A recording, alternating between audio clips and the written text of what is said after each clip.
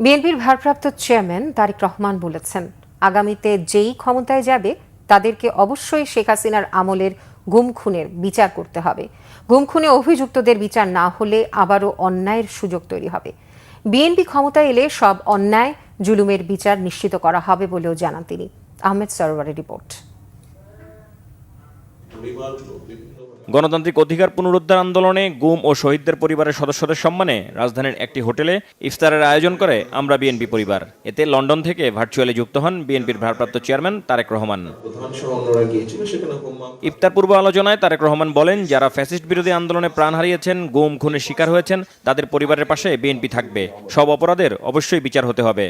যে আগামী দিন যারা দেশ পরিচালনার দায়িত্বে পাবেন, এই দেশকে নেতৃত্ব দেওয়ার দায়িত্ব যে রাজনৈতিক দলই পাক না কেন, তাদের বিভিন্ন কর্মসূচির মধ্যে অবশ্যই একটি কর্মসূচি থাকতে হবে, এবং সেটি হলো যে মানুষগুলো এই দেশের মানুষের অধিকার প্রতিষ্ঠার জন্য নির্যাতিত হয়েছে, যে পরিবারগুলো তাদের সদস্যদেরকে হারিয়েছে অথবা নির্যাতিত হয়েছে, যে পরিবারের সদস্যরা, তাদের উপরে যে অন্যায় করা হয়েছে, আগামী দিনের যে নির্বাচিত সরকার থাকবে, জনগণের সরকার থাকবে, তাদেরকে অবশ্যই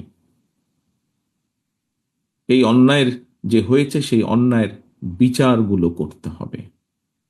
যে কোনো মূল্যে সুষ্ঠুভাবে এই বিচার হতে হবে।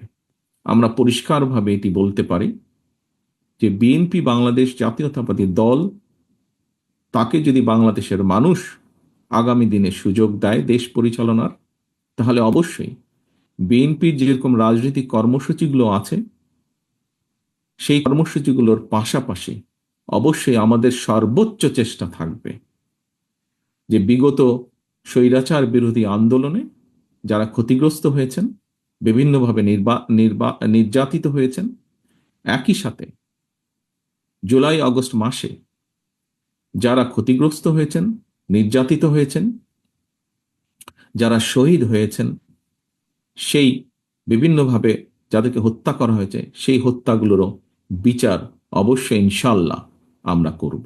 তারেক রহমান বলেন, একটি রাজনৈতিক দল হিসেবে বিএনপি প্রত্যাশা করে সামনে একটি সুষ্ঠু ও নিরপেক্ষ নির্বাচন হবে।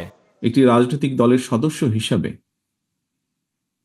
স্বাভাবিকভাবেই আমাদের প্রত্যাশা যে একটি জনগণের যেই প্রত্যাশা, সেইভাবে রাজনৈতিক দল হিসেবে আমাদেরও প্রত্যাশা যে সামনে একটি সুষ্ঠু নিরপেক্ষ নির্বাচন অনুষ্ঠিত হবে। নিরপেক্ষ নির্বাচনের মাধ্যমে বাংলাদেশের জনগণ তাদের সরকারকে বা কারা সরকার গঠন করবে সেই সিদ্ধান্ত তারা দেবেন বাংলাদেশের জনগণ। অনুষ্ঠানে গুম খুনের শিকার ও শহীদ পরিবারের সদস্যদের হাতে ঈদ উপহার তুলে দেয়া হয়। আহমেদ সরওয়ার, বাংলা ভিশন, ঢাকা।